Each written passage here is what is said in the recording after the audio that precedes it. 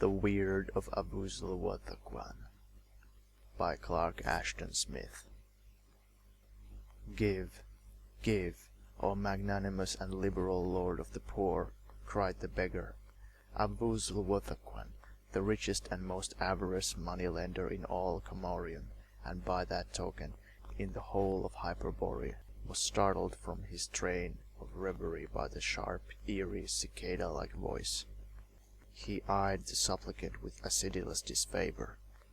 His meditations, as he walked homeward that evening, had been splendidly replete with the shining of costly metals, with coins and ingots and gold work and argentry, and the flaming or sparkling of many-tinted gems in rills, rivers, and cascades, all flowing towards the coffers of Avoosl Wuthaqquan. Now the vision had flown, and this untimely and obstreperous voice was imploring for alms. I have nothing to give you. His tones were like a grating of a shut clasp. Only 2 beggars, O generous one, and I will prophesy. He had never seen so disreputable a specimen of the mendicant class in all his wayfaring through Comorium.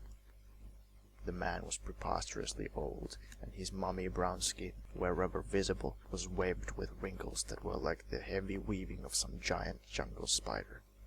His rags were no less than fabulous, and the beard that hung down and mingled with them was hoary as the moss of a primeval juniper.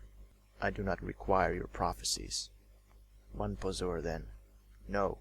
The eyes of the beggar became evil and malignant in their hollow sockets, like the heads of 2 poisonous little pit vipers in their holes. Then, O Avoosl Wuthaqquan, he hissed, I will prophesy gratis. Hearken to your weird, the godless and exceeding love which you bear to all material things, and your lust, therefore, shall lead you on a strange quest, and bring you to a doom whereof the stars and the sun will alike be ignorant. The hidden opulence of earth shall allure you and ensnare you, and earth itself shall devour you at the last. Begone, said Avoosl Wuthaqquan. The weird is more than a trifle cryptic in its earlier clauses, and the final clause is somewhat platitudinous. I do not need a beggar to tell me the common fate of mortality. It was many moons later, in that year which became known to pre-glacial historians as the Year of the Black Tiger. Avoosl Wuthaqquan sat in the lower chamber of his house, which was also his place of business. The room was obliquely shafted by the brief aerial gold of the reddening sunset, which fell through a crystal window, lighting a serpentine line of irised sparks in the jewel-studded lamp that hung from copper chains, and touching to fiery life the tortuous threads of silver and similor in the dark arrases. Avoosl Wuthaqquan, seated in an umber shadow beyond the ale of light, peered with an austere and ironic mien at his client, whose swarthy face and sombre mantle were gilded by the passing glory. The man was a stranger, possibly a traveller from outland realms, the usurer thought, or else an outlander of more dubious occupation.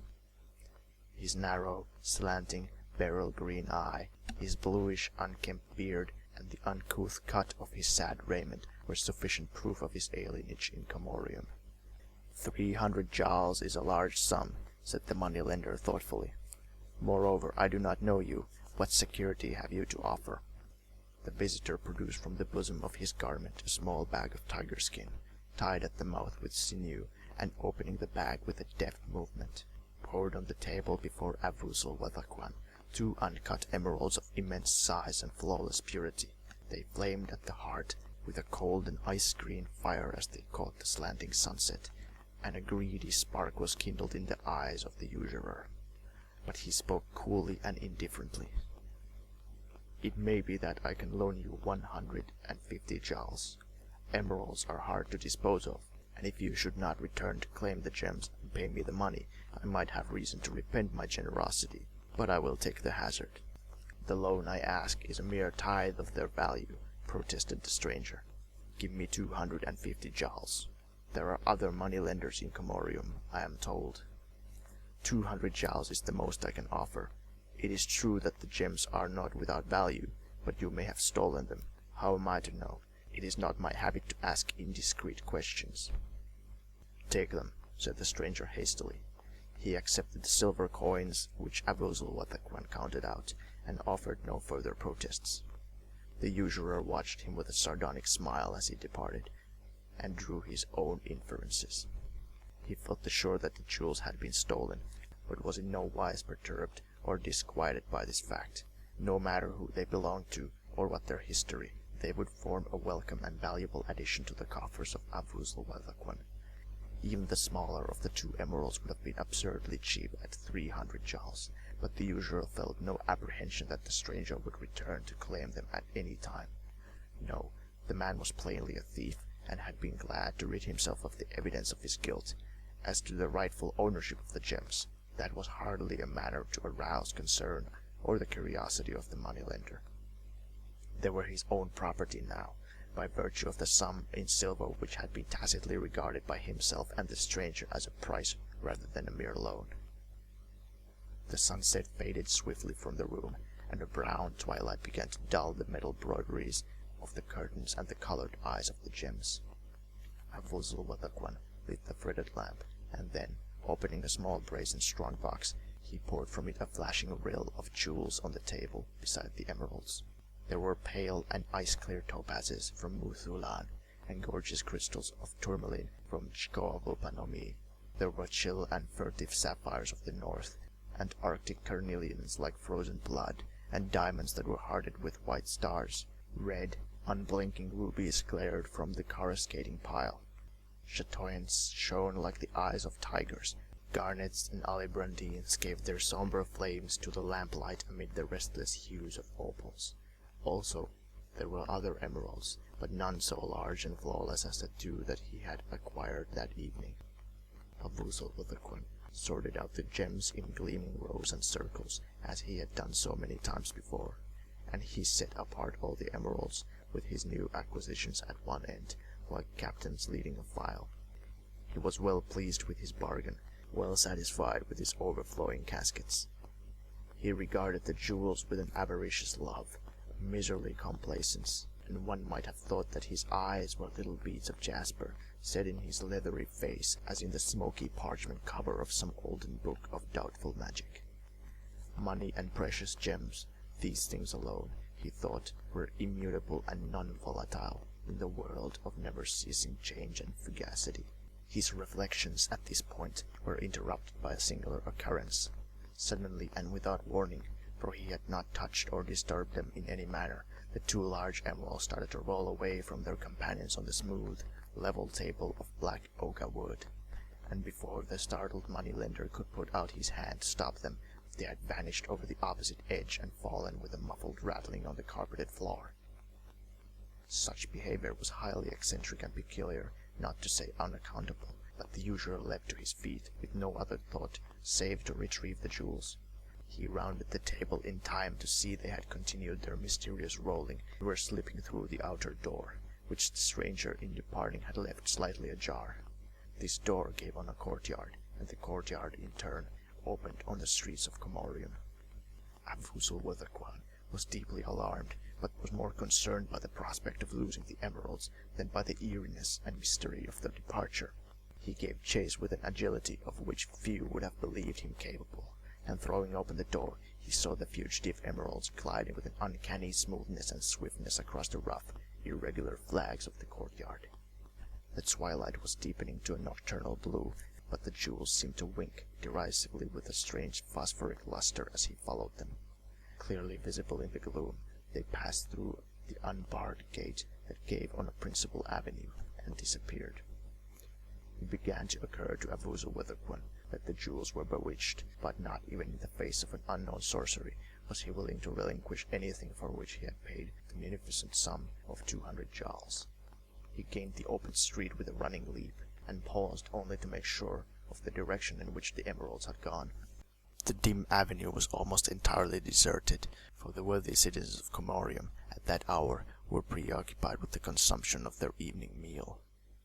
The jewels, gaining momentum and skimming the ground lightly in their flight, were speeding away on the left toward the less reputable suburbs and the wild, luxuriant jungle beyond. Wuthaqquan saw that he must redouble his pursuit if he were to overtake them. Panting and wheezing valiantly with the unfamiliar exertion, he renewed the chase, but in spite of all his efforts, the jewels ran always at the same distance before him, with maddening ease and eerie volition, tinkling musically at whiles on the pavement. The frantic and bewildering usurer was soon out of breath, and being compelled to slacken his speed, he feared to lose sight of the eloping gems. But strangely, thereafter, they ran with a slowness that corresponded to his own, maintaining ever the same interval. The moneylender grew desperate. The flight of the emeralds was leading him into an outlying quarter of Comorium where thieves and murderers and beggars dwelt.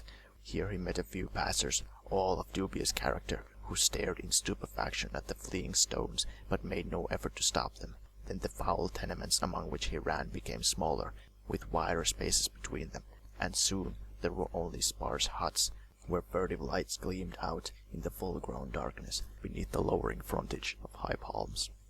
Still plainly visible, and shining with a mocking phosphorescence, the jewels fled before him on the dark road. It seemed to him, however, that he was gaining upon them a little. His flabby limbs and pursy body were faint with fatigue, and he was grievously winded, but he went on in renewed hope, grasping with eager avarice. A full moon, large and amber-tinted, rose beyond the jungle and began to light his way. Comorium was far behind him now, and there were no more huts on the lonely forest road, nor any other wayfarers.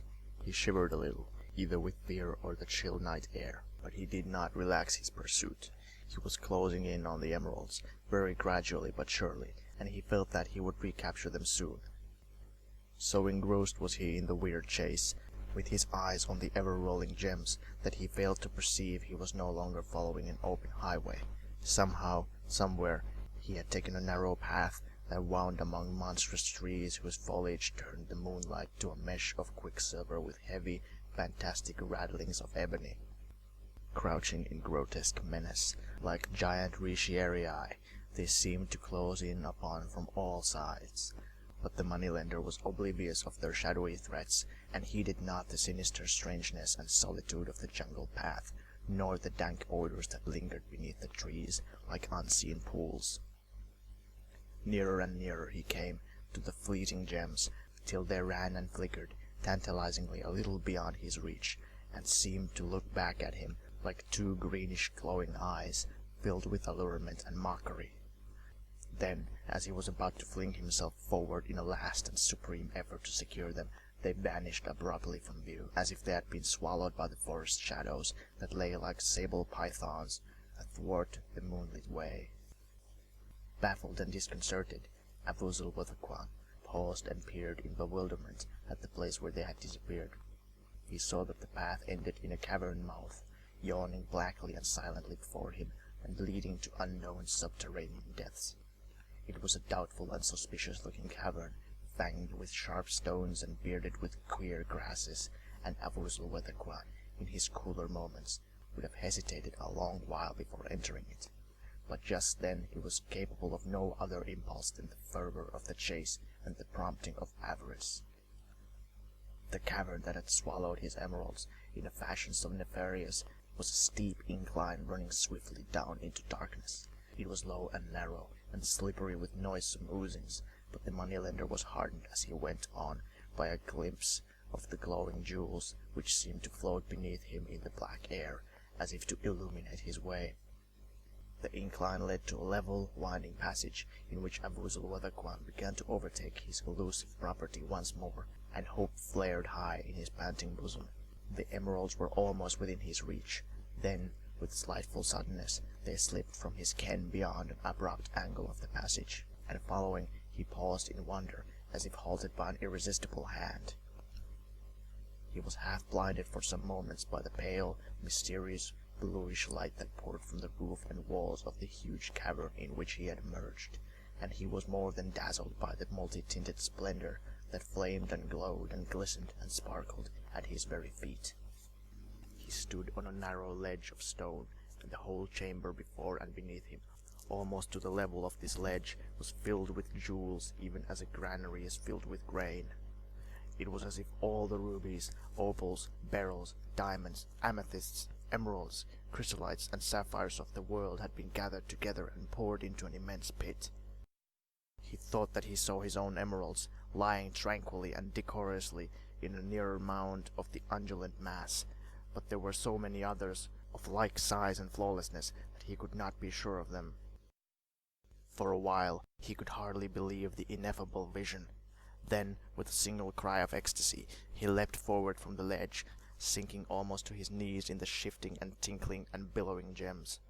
In great double handfuls he lifted the flaming and scintillating stones and let them sift between his fingers, slowly and voluptuously, to fall with a light clash on the monstrous heap.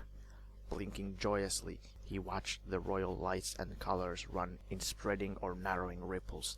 He saw them burn like steadfast coals and secret stars, or leap out in blazing eyes that seemed to catch fire from each other. In his most audacious dreams, the usurer had never even suspected the existence of such riches. He babbled aloud in a rhapsody of delight as he played with the numberless gems, and he failed to perceive that he was sinking deeper with every movement into the unfathomable pit. The jewels had risen above his knees, were engulfing his pudgy thighs before his avaricious rapture was touched by any thought of peril. Then, startled by the realization that he was sinking into his new-found wealth as into some treacherous quicksand, he sought to extricate himself and return to the safety of the ledge. He floundered helplessly, for the moving gems gave way beneath him, and he made no progress but went deeper still, till the bright, unstable heap had risen to his waist.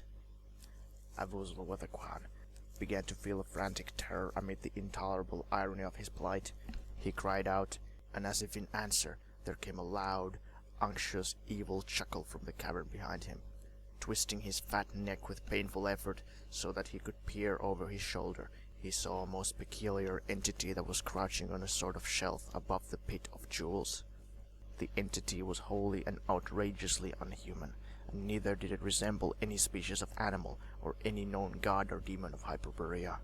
Its aspect was not such as to lessen the alarm and panic of the moneylender, for it was very large and pale and squat, with a toad-like face and a swollen, squidgy body and numerous cuttlefish limbs or appendages. It lay flat on the shelf, with its chinless head and long slit-like mouth overhanging the pit, and its cold, lidless eyes peering obliquely at Avoosl Wuthaqquan. The usurer was not reassured when it began to speak in a thick and loathsome voice, like the molten tallow of corpses dripping from a wizard's kettle. "Ho, what have we here?" it said. "By the black altar of Wuthaqquan, this, a fat moneylender, wallowing in my jewels like a lost pig in a quagmire." "Help me," cried Avoosl Wuthaqquan. "See you not that I am sinking?" The entity gave its oleaginous chuckle. "Yes, I see your predicament, of course. What are you doing here?" "I came in search of my emeralds, 2 fine and flawless stones, for which I have just paid the sum of 200 jals." "Your emeralds," said the entity. "I fear that I must contradict you. The jewels are mine.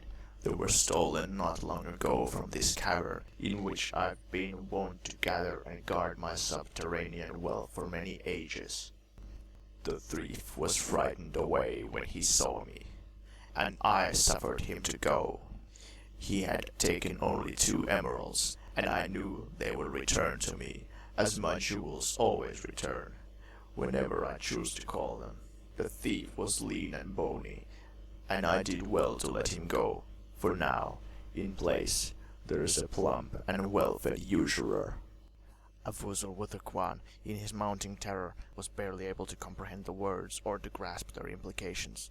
He had sunk slowly but steadily into the yielding pile, and green, yellow, red, and violet gems were blinking gorgeously about his bosom and sifting with a light tinkle beneath his armpits. "Help! Help!" he wailed. "I shall be engulfed!" Grinning sardonically and showing the cloven tip of a fat, white tongue, the singular entity slid from the shelf with boneless ease, and spreading its flat body on the pool of gems, into which it hardly sank, it slithered forward to a position from which it could reach the frantic usurer with its octopus-like members. It dragged him free with a single motion of incredible celerity.